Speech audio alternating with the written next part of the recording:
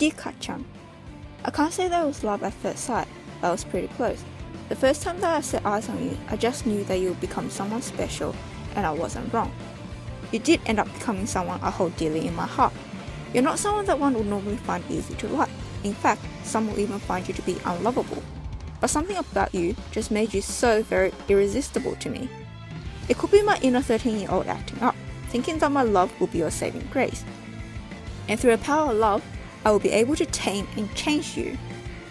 But I'm no longer the naive little girl that still holds on to the notion that bad boys are tameable. There might be, but I know I'm no beast tamer. So it must have been something else that drew me towards you. After spending several days pondering just what about you was so attractive, I finally reached the conclusion it was how simple and straightforward you come across as. Your disdain for masking your true thoughts and feelings made you an open book. You came across as a temperamental toddler who's used to getting their way, and whenever something doesn't go their way, you can bet there to be a tantrum. Hard to deal with, yes, but in no shape or form threatening. I still remember the point where I knew you were the one for me. That was also the point in which I found myself truly invested in the My Hero Academia world, which you're part of, episode 8. I saw that there was more to this very, very angry kid than just an explosive temperament.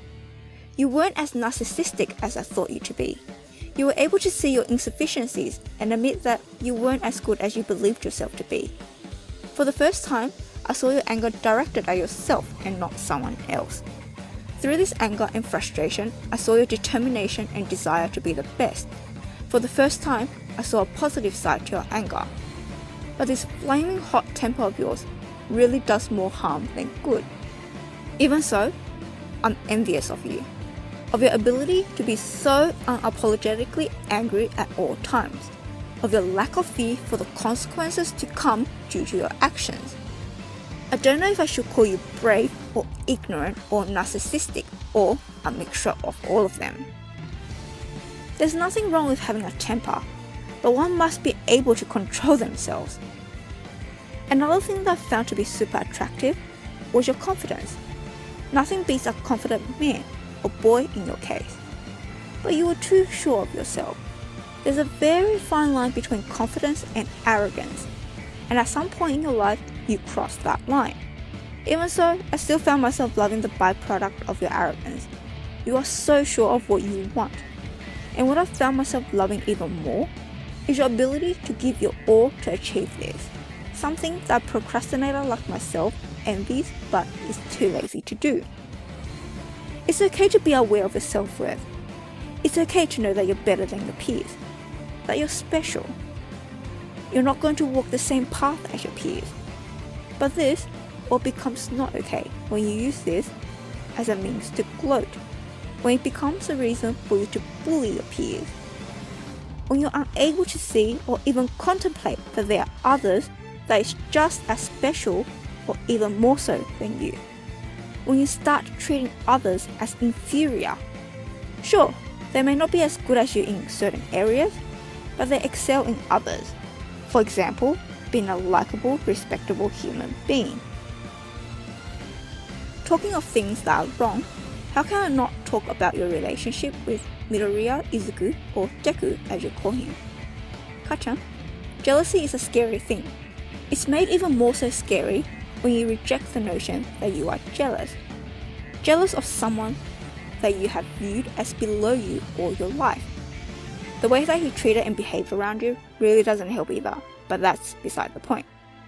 So shall we discuss just what it is that you're jealous of? Because it must be of some importance, right? I mean, you did only make his life a living hell for the past 10 or so years. You saw that Deku has something that you lack. This something is paramount to being a hero. It's something that your idol, the man that you look to as your hero, all might have. A heart. I meant compassion. In my humble opinion, the former is also quite important. Instead of acknowledging this, you turn to abusing him. You went out of your way to belittling his existence by giving him the name Deku. Someone who isn't capable of anything. However, by doing so, it highlights that you are far more conscious of his existence than the rest of your peers. You are afraid to acknowledge Deku, because by acknowledging him, you are in turn acknowledging that you, Bakugou Katsuki, is missing something, and this thing is what makes a hero a hero. You saw that Deku is the epitome of everything that a conventional hero should be. However, you want to reject this. Maybe you saw the difference between the two of you as a mark of the gap between you becoming a hero. You felt that by making Deku submit to your ways, you are winning. That you don't need those qualities to become a hero.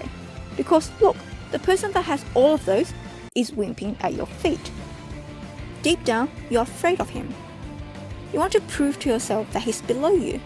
By doing so, you're proving to yourself that what he represents isn't needed to become a hero. However, this facade started to crack when he defied you for the first time, by ruining your plans of being the one and only from Orodera Junior High to be attending UA, and it starts to crumble as your days at UA went by. And by the time that you two faced off for the first time, all that remains of it was your disbelief and anger. Kacchan, it's okay to be angry. It's okay to be arrogant. It's okay to feel inferior. Haven't we all been there at some point or another in our life?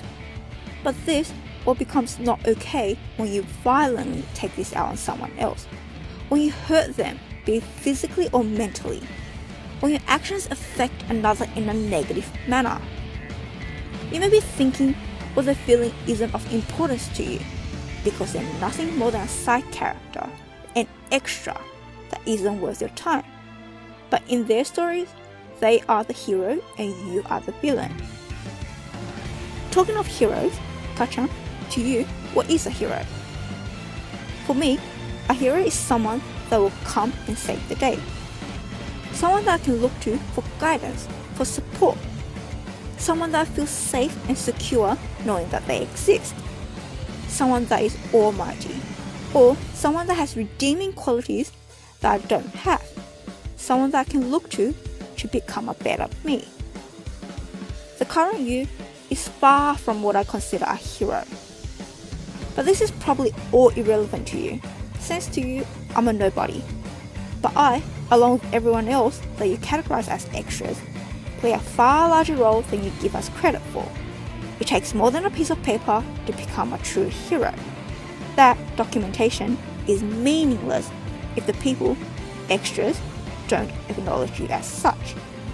Regardless of what you choose to do, I will continue to support you from the shadows, as you've already become someone that I care for. In the end, you just came across as an awkward child, a child who doesn't know how to express themselves. But this was one of the main reasons why I found you to be so lovable.